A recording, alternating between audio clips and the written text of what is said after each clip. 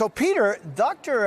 Bhattacharya aligns with Republican thinking on two key points about the pandemic. He thinks COVID lockdowns were bad. He's a critic of Dr. Fauci. So is there any reason to believe he won't get through a Senate confirmation? Well, look, the Senate has a lot of nominees on its plate, many of them controversial, many of them who might be problematic in a different time, but they're going to have to pick and choose which ones they actually take on in a significant way. I think that given, RFK Jr., given Tulsi Gabbard at the Department of National Intelligence, given, Pete Hegseth at the Pentagon, these are the ones who are attracting the most attention and the ones that may be most, vulnerable if a few Republicans peel away and join the Democrats to block them. But they're not going to be able to go after all of them. And that's why you see people like Dr. Bhattacharya and some others who have very significant roles and very significantly unconventional ideas, possibly getting through, even though the hearings will probably illuminate some of these disagreements and disputes and highlight just how outside of the mainstream some of these nominees are. Garrett, despite the rapid pace of picks by Donald Trump over the past 3 weeks, the transition process was actually behind schedule. But the president-elect's team has finally signed this formal agreement with the outgoing administration. What took so long?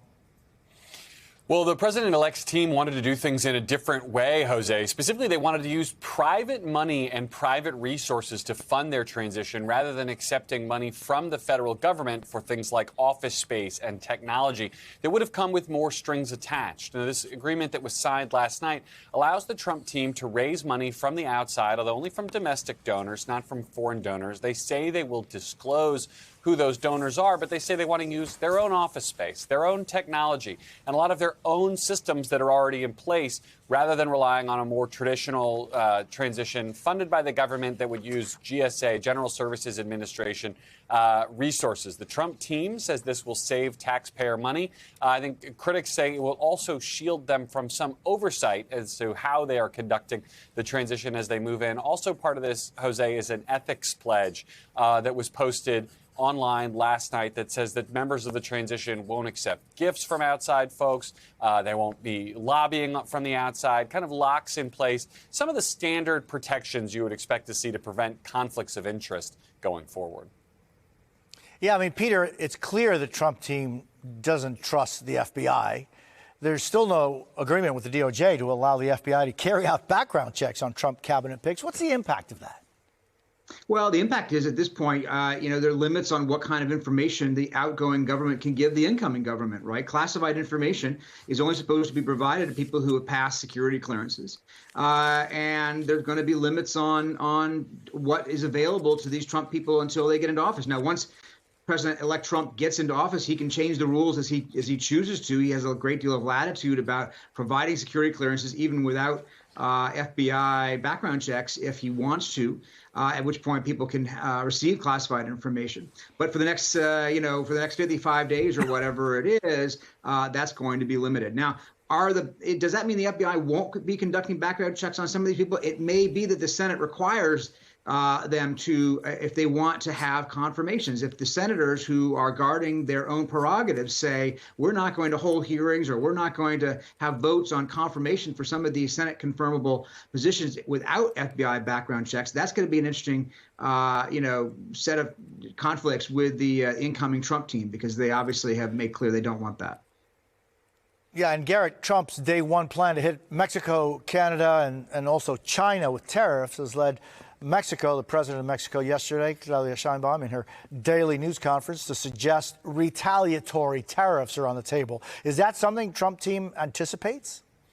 Well, Jose, if these tariffs go into place, I think there's a butterfly effect possibility where they only can really control what they do on the front end, and then we will see what kind of retaliation comes into play. That's the kind of thing that could ultimately have a pretty negative impact on the American consumer. But count me among the people who are less convinced that these tariffs will go into place and are more convinced that they might be a threat and they might be something that's being used to shape actions from the administrations in Mexico and Canada and in China in the time between now and when Donald Trump is inaugurated.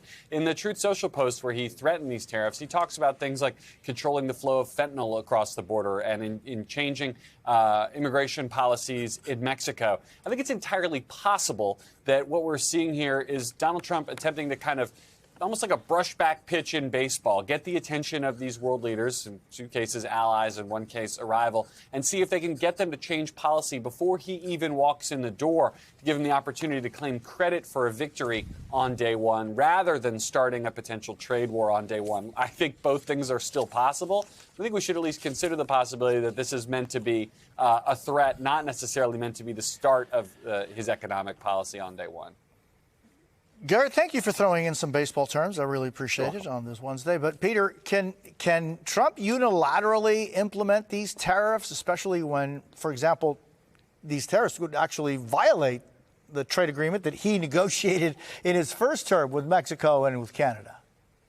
Yeah, I mean, there's some disagreement about this, but broadly speaking, a president has a lot more latitude when it comes to tariffs than it comes to a whole lot of other measures that a president would like to take. Under existing law, there's a great deal of authorization. We saw that in his first term, where he was able to, as Garrett say, both threaten tariffs and actually, in some cases, impose tariffs, sometimes as a negotiating, bargaining position, sometimes as a genuine act of aggression, because, in fact, that's already vested in the office of the president. But you're right to say that he himself, of course, negotiated the updated version of NAFTA. They call it the U.S. Mexico-Canada agreement, and that's going to come into play. But I think Garrett is right to point out that, that it's not at all certain whether these go through. He, in his first terms, on a number of occasions, used such threats to leverage, concessions from the other side. He may think that that's the best way to approach this one, too.